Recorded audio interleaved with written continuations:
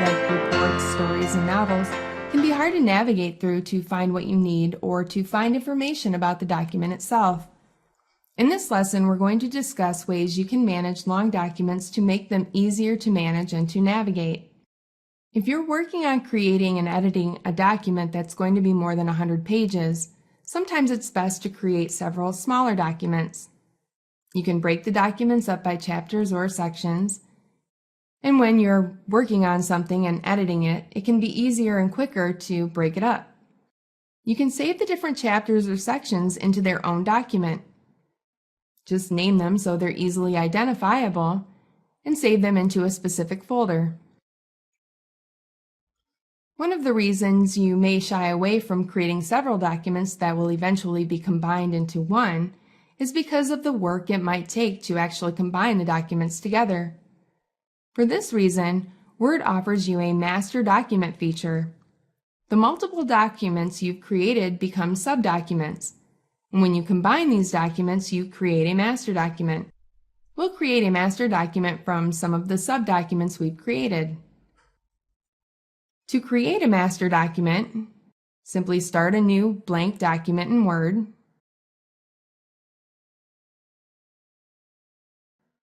Save the blank document.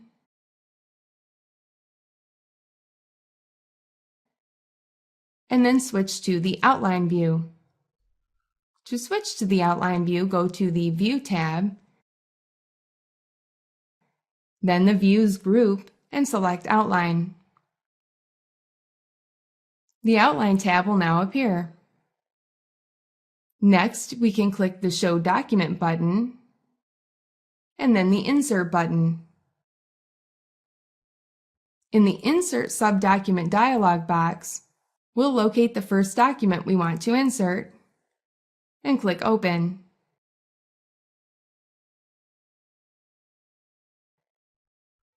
Now we just repeat the steps to insert all the documents we want to add to our master document.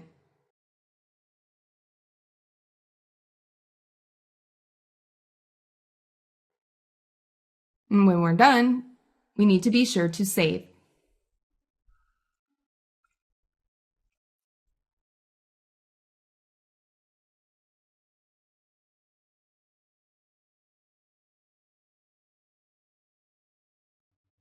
You may find that you need to send out different parts of your document to be edited by different people. Because of this, you can also split a larger document into smaller documents. To do this, start by selecting the part of the document you want to turn into a new document. Use the Cut and Paste feature to cut the selected text. Then open a new blank document and paste the text you've cut from the one document into the new document. Now you can save the document using an appropriate naming convention so that you can merge the documents later. Document properties, also called metadata, include all the information that can identify a document. It can include the name of the author, the date the document was created, the number of pages, copyright information, and even more. Let's view our document's properties by selecting the File tab and opening the Backstage view. We can see the document's properties on the right side of the page. Let's add a comment to the properties. We just click the Add Comments link and the Comments field will open. Now we'll just type our information in and press Enter. Now our comments have been added. If you ever need to create a table of contents for any body of work that you create in Microsoft Word, it's actually quite easy as long as you have applied appropriate styles to the headings in your document. For example, the quickest way to create a table of contents is to format those chapter titles, subtitles, and section headings using the heading styles in the Styles gallery. Headings are basically labels for different sections of your document. In order to be able to create a table of contents in Word, any section or category that you want listed in the table of contents is going to need a heading style applied to it. For instance, a chapter title would have the heading 1 style, subtitles would have the heading 2 style, and sections would have the heading 3 style. This identifies where the headings should be placed within the table of contents. When we create our document, we need to make sure to format our headings using the Styles Gallery.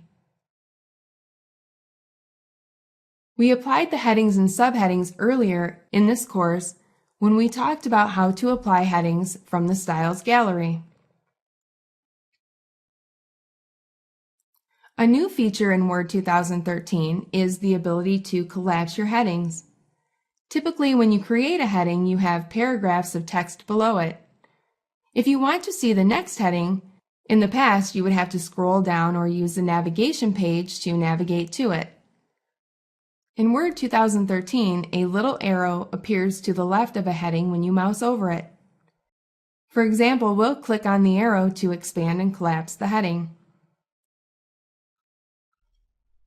When you're finished with your document, especially a large one, you will probably want to add that table of contents to help the reader of your document locate the information they are looking for.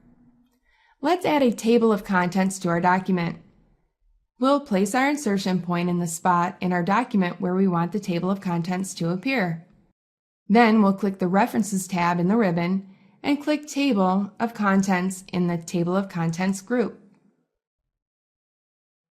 We'll select the built-in format, Automatic Table 1. The table of contents is automatically created. You'll notice that the contents are organized based on the heading styles that we set up earlier. If you do decide you need to edit your document or make changes to the headings, you can always update your table of contents without redoing the whole thing.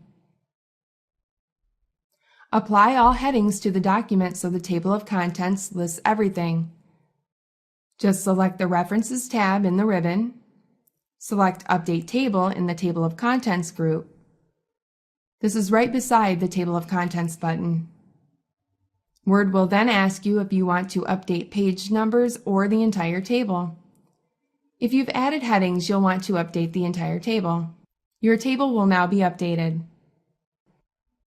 If you would like to add text that isn't formatted as a heading into your table of contents, go to the Table of Contents group and click the Add Text button. If you decide you would like your text to appear within the table of contents, all you need to do is apply a heading style to that text and update your table of contents. The text will be added to your table of contents.